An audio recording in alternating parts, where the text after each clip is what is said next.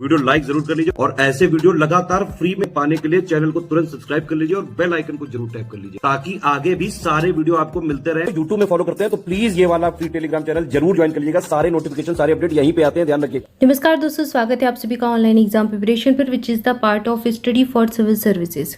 दोस्तों आज के वीडियो में हम देखने वाले हैं एनवायरनमेंट का एक इम्पॉर्टेंट टॉपिक जिसका नाम है वन्यजीव संरक्षण परियोजनाएं। तो कई सारी वन्यजीव संरक्षण परियोजनाएं हैं, जैसे कि बाघ परियोजना के बारे में आप सुनते हैं, हाथी परियोजना के बारे में सुनते हैं। तो अलग अलग जीवों के लिए अलग अलग परियोजनाएं चलाई गई भारत सरकार के द्वारा और ये एग्जाम में पूछी जाती हैं। प्रोजेक्ट टाइगर तो जाने कितने बार एग्जाम में पूछ ही चुके हैं और हाथी प्रोजेक्ट भी पूछा जा रहा है आजकल, और भी सारे प्रश्न पूछे ही जाते हैं इस टॉपिक से। तो आज हम इस टॉपिक को कंप्लीट करने वाले हैं। चलिए स्टार्ट करते हैं। ये वीडियो आपके सभी एग्जाम के लिए इंपॉर्टेंट है, चाहे आप वीडियो की प्रिपरेशन कर रहे हो, वीडियो री एग्जाम आपका हो जो अभी जून में होने वाला है, या फिर आप बीईओ ब्लॉक एजुकेशन ऑफिसर की तैयारी कर रहे हैं, या फिर आप रीजनल ऑफिसर आरओ की तैयारी कर रहे हैं, आप यूपीपीएससी की तैयारी भी कर रहे हैं, तो ये वीडियो देख सकते हैं। यूपीपीएससी प्री मेन सबके लिए इंपॉर्टेंट है। अगर आप यूपी ट्रिपल एससी के तहत कोई भी एग्ज़ाम देने वाले हैं, चाहे जूनियर असिस्टेंट का एग्ज़ाम हो, चाहे आपका पीईटी की परीक्षा हो, ठीक है, तो सारे एग्ज़ाम के लिए इंपॉर्टेंट है क्योंकि हर एक एग्ज़ाम में एनवायरनमेंट पूछा जाता है, पर्यावरण के प्रश्न पूछे ही जाते हैं और ये टॉपिक तो पूछा ही जाएगा, इंपॉर्टेंट टॉपिक है। तो सभी इसको देख सकते हैं, पूरा वीडियो ध्यान से देखें। चलिए स्टार्ट करते हैं। सबसे पहले बाघ परियोजना के बारे में ही जानते हैं। 1973 में आई थी, 1973 में इसको शुरू किया गया था। बाघ परियोजना है तो बाघों के लिए ही होगी। बाघों की संख्या में जो कमी हो रही थी उसको रोकने के लिए, उसको कम करने के लिए, संख्या में वृद्धि करने के लिए इसको लाया गया था और ये काम भी किया है। जब प्रोजेक्ट टाइगर लॉन्च किया गया 1973 में, उसके बाद से लगातार बाघों की संख्या में वृद्धि हुई है और अभी बाघ अच्छी खासी संख्या में भारत में देखने को मिलते हैं। प्रोजेक्ट टाइगर अप्रैल 1973 में प्रधानमंत्री इंदिरा गांधी के निवास के दौरान भारत सरकार के द्वारा शुरू किया गया एक बाघ संरक्षण कार्यक्रम था। ठीक है, तो 1973 डेट याद रखें। लाल पांडा परियोजना इसके बाद दूसरी दी गई है और ये 1996 में आई। काफ़ी बात की है ये, ठीक है, 1996 में इसको प्रारंभ किया गया। लाल पांडा कहाँ पाया जाता है, ये एग्जाम में पूछा गया है। तो लाल पांडा भारत के पूर्वी हिमालयी क्षेत्र में, ये ऊंचाई वाले स्थान में मिलता है जहाँ पर 1500 से 4000 मीटर की ऊंचाई हो, जैसे कि सिक्किम हुआ, अरुणाचल प्रदेश हुआ, दार्जिलिंग के जंगल हुए, इन सारी जगह पर ये पाया जाता है। यह परियोजना विश्व प्रकृति निधि के सहयोग से पद्मजा नायडू हिमालयन प्राणी उद्यान से प्रारंभ की गई थी। ठीक है, तो लाल पांडा परियोजना 1996 की है। लाल पांडा कहाँ पाया जाता है, सिक्किम, अरुणाचल प्रदेश, दार्जिलिंग वाले जो जंगल हैं उनमें मिलता है। इसके बाद है थामिन मृग परियोजना। थामिन मृग परियोजना 1977 में आई। थामिन मृग जो है ये मणिपुर में पाए जाते हैं। थामिन मृग कहाँ पर मिलते हैं, मणिपुर में मिलते हैं और ये विश्व के दुर्लभ स्तनधारियों में से एक हैं। इसके बाद है कछुआ संरक्षण परियोजना, ये 1975 में आई। इसके 2 साल बाद थामिन मृग परियोजना आ गई। तो कछुआ संरक्षण परियोजना जो है ये कछुए की एक विशिष्ट प्रजाति है जिसका नाम है ऑलिव रिडले कछुए। ये दक्षिण अमेरिका की प्रजाति है और ये प्रतिवर्ष हर साल शीत ऋतु में यानी कि ठंड के मौसम में भारत का जो पूर्वी तट है, विशेषतः उड़ीसा के तट पर ये अंडे देने के लिए प्रवास करते हैं और इनका उपयोग जो है कीमती औषधि बनाने में किया जाता है। इसके संरक्षण के लिए उड़ीसा सरकार ने 1975 में भीतरकनिका अभयारण्य से कछुआ संरक्षण परियोजना प्रारंभ की थी। इस कछुए का प्रजनन स्थल ओडिशा का गाहिरमाथा समुद्र तट है जो 3 किलोमीटर लंबा है और लगभग 350 मीटर चौड़ा द्वीप है। ये 2 नदियां हैं उनके मुहाने के बीच में स्थित है। भीतरकनिका अभयारण्य में ये स्थित है। तो यहीं पर ये जो कछुए हैं, ऑलिव रिडले कछुए हैं, ये प्रवास करके आते हैं, वहाँ से इतनी दूर से दक्षिण अमेरिका के तट से चलकर आते हैं भारत तक। ठीक है, तो इस यहाँ पर जो है इनका जो है प्रजनन काल रहता है, शीत ऋतु के समय में आते हैं और यहाँ पर जो है अंडे देते हैं। तो इन्हीं के संरक्षण के लिए भारत सरकार ने 1975 में कछुआ संरक्षण परियोजना को लाए और ये जो है ये अभ्यारण्य में मैंग्रोव वन भी पाए जाते हैं यहाँ पर। तो इस तट पर मिलते ही हैं। पश्चिम बंगाल में सबसे ज़्यादा सुंदर वन पश्चिम बंगाल में मिलते हैं ये मैंग्रोव वन, और इसके अलावा उड़ीसा के तट पर भी देखने को मिलते हैं। तो ये हमने देखा कछुआ संरक्षण परियोजना। इसके बाद अगली परियोजना है गैंडा परियोजना। ये एग्जाम में पूछ चुके हैं, 1987 की परियोजना है। एक सील वाला जो गैंडा है ये केवल भारत में पाया जाता है। पूरे विश्व भर में अगर देखें तो ये सिर्फ भारत में, और भारत में भी असम के मानस अभ्यारण्य में और कांचीरंगा में तथा पश्चिम बंगाल के जालदापारा अभ्यारण्य में प्रमुख तौर पर पाया जाता है। इनके सींग का उपयोग औषधि निर्माण में होता है।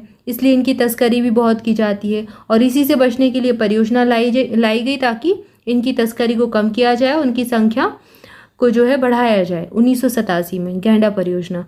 इसके बाद 1975 में घड़ियाल प्रजनन परियोजना आई। घड़ियाल प्रजनन परियोजना 1975 की है। जब कछुआ संरक्षण परियोजना आई तभी ये आई। ठीक है, तो कछुआ और घड़ियाल दोनों साथ में आई। ये जो परियोजना है ये भारत सरकार ने संयुक्त राष्ट्र विकास कार्यक्रम की सहायता से 1975 से ओडिशा से प्रारंभ की। इस योजना का विस्तार कुकरेल, लखनऊ उत्तर प्रदेश, राजस्थान, मध्य प्रदेश, अंडमान, असम, बिहार और नागालैंड में किया गया। अब चूंकि यहाँ पर घड़ियाल पाए जाते हैं, मध्य प्रदेश को तो घड़ियाल राज्य भी कहा जाता है, बहुत ज़्यादा मात्रा में घड़ियाल मिलते हैं। राजस्थान में कुकरेल, लखनऊ उत्तर प्रदेश में अंडमान और असम, बिहार, नागालैंड, इन सभी जगह पर इस परियोजना का जो है विस्तार किया गया।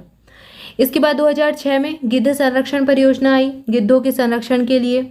ठीक है, इसको जो है गिद्ध को जो है एक धर्म से भी जोड़ा जाता है, इसलिए इनका संरक्षण भी जो है प्रमुख तौर पर किया जाता है। 2006 में इसको लाया गया। हरियाणा वन विभाग और बॉम्बे नेचुरल हिस्ट्री सोसाइटी के मध्य सहमति पत्र में गिद्धों के संरक्षण का लक्ष्य रखा गया। गिद्धों की मृत्यु का कारण कई बार एग्जाम में पूछा गया है। इनकी मृत्यु का कारण है पशुओं को दी जाने वाली डाइफ्लोफिनेक नामक एक steroid anti inflammatory drugs NSAID। ठीक है, तो डाइक्लोफिनेक नाम से भी एक पूछा जाता है, ये ऑप्शन में आपको यही देखने को मिलेगा। तो ये जो दवा है ये पशुओं को दी जाती है। और जो गिद्ध हैं, गिद्ध क्या काम करते हैं? जो मृत पशु होते हैं उनको खाने का काम करते हैं। ये पर्यावरण को साफ करने का काम भी करते हैं, तो इनको पर्यावरण का मित्र भी कहा जाता है। तो जब ये ड्रग पशुओं को दिया जाता है, फिर गिद्ध उन्हीं पशुओं के मृत शरीर को खाते थे, तो इससे गिद्धों की मृत्यु हो जाती थी और इसी कारण की संख्या में कमी आ रही थी। तो इसी के लिए जागरूकता कार्यक्रम चलाए गए। संरक्षण परियोजना आई 2006 में। जूनागढ़, भोपाल, हैदराबाद, भुवनेश्वर से इस गिद्ध संरक्षण परियोजना की शुरुआत की गई थी। असम के धर्मपुर में देश का प्रथम गिद्ध प्रजनन केंद्र भी स्थापित किया गया है। ये चीज़ याद रखें क्योंकि ये देश का पहला था, इसलिए इम्पोर्टेंट है। क्लियर है। इसके बाद गिर सिंह परियोजना आई। गिर सिंह मतलब जो गुजरात के गिर क्षेत्र में सिंह पाया जाता है, वो झब्बों वाला, उसके लिए एक परियोजना आई 1973 में। प्रोजेक्ट टाइगर जब लाए तो उसी साल हम ये गिर सिंह परियोजना भी लाए। गिर अभ्यारण्य को वर्ष 1973 में राष्ट्रीय उद्यान घोषित किया गया। इसके साथ केंद्र सरकार द्वारा इसी उद्यान से गिर सिंह परियोजना की शुरुआत भी की गई। गिर उद्यान को एशियाई सिंहों का घर कहा जाता है, उनके घर के नाम से जाना जाता है। और अगर आपसे एग्जाम में पूछें कि एशियाई सिंह कहाँ पाए जाते हैं, तो गिर उद्यान में, गुजरात के गिर क्षेत्र में मिलते हैं। गुजरात के जूनागढ़ जिले में 1412 वर्ग किलोमीटर क्षेत्र पर स्थित यह उद्यान अब एकमात्र ऐसा उद्यान है जहां पर शेर पाए जाते हैं। ठीक है, तो इनके लिए परियोजना आई 1973 में ही। हाथी परियोजना बहुत एग्जाम में पूछी गई। 1992 में इसको शुरू किया गया। एलिफेंट प्रोजेक्ट, हाथी परियोजना। ये भारत का सबसे बड़ा स्थलीय स्तनपायी जानवर है। विशाल होता ही आप सबने देखा होगा। इसे भारतीय वन्यजीव संरक्षण अधिनियम 1972 की अनुसूची 1 में रखा गया है। 7 दिसंबर 1992 को केंद्र सरकार के द्वारा सिंहभूम, झारखंड में जो स्थित है, जनपद में प्रोजेक्ट एलिफेंट को प्रारंभ किया गया। कहाँ से किया गया? झारखंड से किया गया। भारत के प्रमुख हाथी संरक्षित क्षेत्र कौन कौन से हैं? तो हाथी मिलता है पेरियार में, जो कि केरल में है, पेरियार अभ्यारण्य। मानस अभ्यारण्य, कांचीरंगा अभ्यारण्य, ये असम में है दोनों। राजाजी राष्ट्रीय उद्यान में और जिम कॉर्बेट राष्ट्रीय उद्यान, जो कि दोनों ही उत्तराखंड में है, यहाँ पर हाथी पाया जाता है। हाथी के ये संरक्षण क्षेत्र, इनको भी याद रखना है। प्रोजेक्ट एलिफेंट के अंतर्गत अब तक 32 एलिफेंट रिजर्व घोषित किए जा चुके हैं। 2010 में हाथी को राष्ट्रीय विरासत पशु भी घोषित किया गया था, इसलिए ये परियोजना और ज़्यादा महत्वपूर्ण हो जाती है। एग्जाम में पूछे जाते हैं संरक्षित क्षेत्र भी। पेरियार अभ्यारण्य पूछा जाता है, या फिर आपसे ऐसे पूछ लेंगे निम्नलिखित दिए गए अभ्यारण्य में उससे कौन सा हाथी का संरक्षण क्षेत्र नहीं है। ठीक है, कहाँ पर हाथी नहीं पाए जाते, कहाँ पर पाए जाते हैं, ऐसे प्रश्न पूछे जाते हैं, तो ये चीज़ याद कर लें आप। इसके बाद अगली जो परियोजना है वो है कस्तूरी मृग परियोजना। 1970 में आई। IUCN के सहयोग से उत्तराखंड के केदारनाथ अभ्यारण्य में 1970 में इसको प्रारंभ किया गया। कस्तूरी केवल नर मृग में ही पाई जाती है। ये मृग कहाँ पर पाए जाते हैं? ये जो हिरण होते हैं, ये मृग होते हैं, ये हिमाचल प्रदेश के चंबा घाटी से लेकर सिक्किम के हिमालयी क्षेत्रों में पाए जाते हैं। ठीक है, तो ये चीज़ याद रखें। 1970 में परियोजना लाई गई थी। गांगे डॉल्फिन, जो गंगा डॉल्फिन होती है, उनके संरक्षण के लिए भी 1997 में परियोजना आ चुकी है। यह एक संकटग्रस्त प्रजाति है जिसे वन्यजीव संरक्षण अधिनियम 1972 की अनुसूची 1 में रखा गया है। विलुप्त प्राय जीव गंगा डॉल्फिन को वन और पर्यावरण मंत्रालय ने 5 अक्टूबर 2009 को राष्ट्रीय जलीय जीव भी घोषित किया था। ये डेट एग्जाम में पूछी गई है।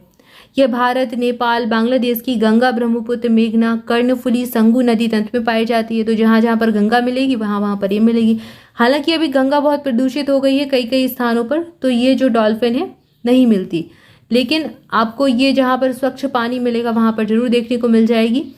गंगा डॉल्फिन केवल स्वच्छ आवास में ही जीवित रह सकती है। बिहार के भागलपुर जिले में सुल्तानगंज से कहलगांव के मध्य गंगा नदी क्षेत्र में विक्रमशिला गंगा डॉल्फिन अभ्यारण्य की स्थापना की गई है, जो गंगा डॉल्फिन के संरक्षण के लिए एशिया का एकमात्र सुरक्षित आवास है। समझ रहे हैं आप? तो गंगा के प्रदूषित जल के कारण इसकी संख्या होती जा रही है कम। अब इसका किया जा रहा है संरक्षण, और ये भारत का जलीय जीव है, ये चीज याद रखें। गंगा डॉल्फिन के अतिरिक्त संसार में 3 और डॉल्फिन की प्रजातियां हैं, जैसे कि बैजी डॉल्फिन चीन की यांगजी नदी में मिलती है, सिंधु की भूलन डॉल्फिन पाकिस्तान की सिंधु नदी में मिलती है, और बोटो डॉल्फिन ये अमेरिका की अमेजन नदी में पाई जाती है। इसके बाद है हंगुल परियोजना, 1977 में जम्मू कश्मीर सरकार के द्वारा शुरू की गई।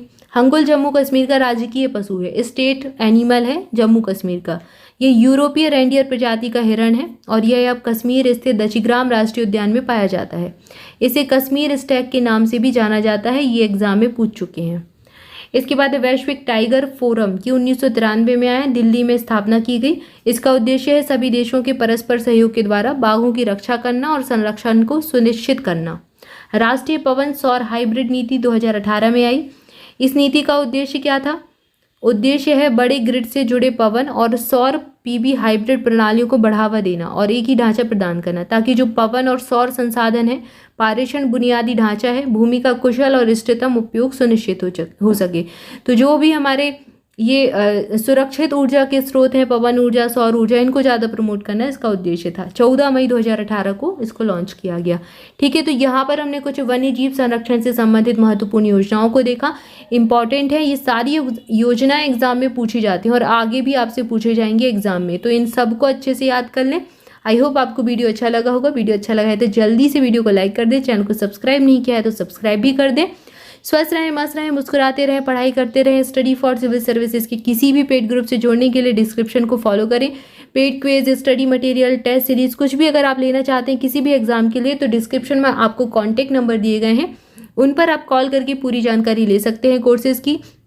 इसके अलावा अगर आपने अभी तक बेल आइकन प्रेस नहीं किया है तो बेल आइकन जरूर प्रेस कर दें, क्योंकि जो वीडियोज़ हैं उनकी नोटिफिकेशन कई बार यूट्यूब आपको सेंड नहीं करता है, तो आप उसको करके रखें, बेल आइकन को प्रेस कर लें, बेल आइकन को ऑन करके रखें, तो आपको सारे नोटिफिकेशन मिलते रहेंगे। इसके अलावा आप टेलीग्राम ग्रुप ज्वाइन कर लें, क्योंकि अगर यूट्यूब नहीं आपको नोटिफिकेशन भेजे तो आपको वहाँ पर लिंक मिल जाएगी, तो आप अपडेट रहेंगे सारे वीडियोज़ से। जो भी वीडियोज़ आते रहते हैं, टेलीग्राम ग्रुप की लिंक आपको डिस्क्रिप्शन मिल जाएगी, वहीं पर जाकर क्लिक करें, ऑफिशियल चैनल तक आप पहुँच जाएंगे। And thank you for watching this video. पढ़ते रहें, मस्त रहें, मुस्कुराते रहें। Thank you so much.